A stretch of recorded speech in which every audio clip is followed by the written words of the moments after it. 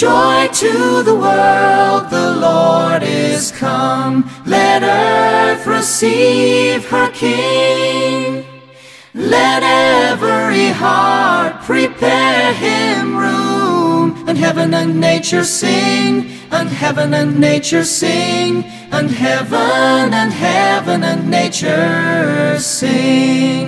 ଖ୍ରୀଷ୍ଟଙ୍କ ଯୋଗରେ ଆପଣ ମାନ ସମସ୍ତଙ୍କୁ ଯୀଶୁ ଖ୍ରୀଷ୍ଟଙ୍କର ଜନ୍ମଦିନର ଶୁଭେଚ୍ଛା ଏବଂ ଅଭିନନ୍ଦନ। ମୁଁ ଉପଯାଜକ ଡାଲଟନ ସିଏମ୍। ଆମମାନେ ଦେଖୁଅଛୁ ପୁରାତନ କାଳର ଯେଉଁ ଯୋଜନା ଈଶ୍ୱର ନିଜ ପୁତ୍ରଙ୍କୁ ଏହି ଧରାପୃଷ୍ଠକୁ ପ୍ରେରଣ କରିବା ପାଇଁ ଯାହା ସେ ପ୍ରତିଜ୍ଞାବଦ୍ଧ ହୋଇଥିଲେ ତାହା ନୂତନ ନିୟମରେ ଆମମାନେ ଦେଖିବାକୁ ପାଉଛୁ, ଯାହାକି ସାଧୁ ପାଉଲଙ୍କ ଭାଷାରେ ଗାଲାତୀୟ ଅଧ୍ୟାୟ 4:4 ଆମମାନେ ଶୁଣିବାକୁ ପାଉ, ସେ କାଳ ସମ୍ପୂର୍ଣ୍ଣ ହୁଅନ୍ତେ ଈଶ୍ୱର ନିଜ ପୁତ୍ରଙ୍କୁ ଏହି ମହିମଣ୍ଡଳକୁ ସେ ପ୍ରେରଣ କଲେ। ଏବଂ ଆମମାନେ ମଧ୍ୟ ଦେଖିବାକୁ ପାଉଛୁ ଯଥାର୍ଥରେ ସାଧୁ ମାଥ୍ୟୁ ମଧ୍ୟ ଆମମାନଙ୍କୁ କହନ୍ତି ଅଧ୍ୟାୟ 1:21 ଯେ ଦେଖ ସେ ପୁତ୍ର ପ୍ରସବ କରିବେ ଏବଂ ତୁମେ ତାହାଙ୍କୁ ଯୀଶୁ ବୋଲିକି ନାମ ଦେବ, କାରଣ ସେ ଆପଣା ଲୋକମାନଙ୍କୁ ସମସ୍ତ ପାପରୁ ଉଦ୍ଧାର କରିବେ ଏବଂ ସେ ପରିତ୍ରାଣ ଆଣିଦେବେ।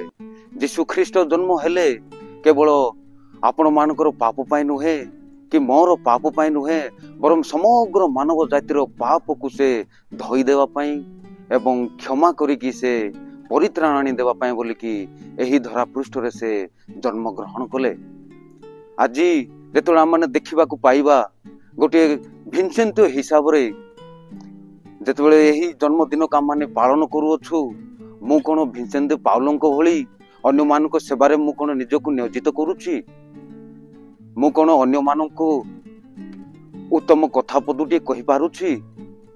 ମୁଁ କ'ଣ ଅନ୍ୟମାନଙ୍କ ପାଇଁ ମୋ ଜୀବନକୁ କ'ଣ ଉତ୍ସର୍ଗ କରିବା ପାଇଁ ପ୍ରତିଜ୍ଞାବଦ୍ଧ ହୋଇଛି? ଯଦି ଏହି ସବୁ ଯଦି ହୋଇପାରୁନାହିଁ ମୋ ଜୀବନରେ, ତାହେଲେ ଏହି ଯୀଶୁ ଖ୍ରୀଷ୍ଟଙ୍କର ଜନ୍ମ ଦିବସ ପାଳନ କରିବା ହୁଏତ ବ୍ୟର୍ଥ ହୋଇପାରେ।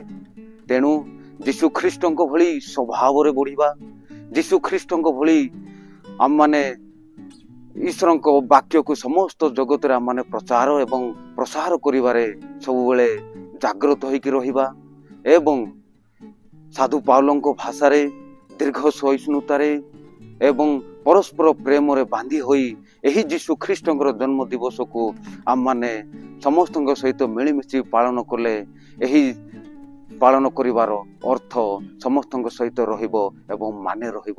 ତେଣୁ ଆପଣମାନ ସମସ୍ତଙ୍କୁ ଯୀଶୁ ଖ୍ରୀଷ୍ଟଙ୍କର ଜନ୍ମଦିନ ଦିବସର ଆପଣମାନଙ୍କୁ ହାର୍ଦ୍ଦିକ ଅଭିନନ୍ଦନ ଏବଂ ଶୁଭେଚ୍ଛା।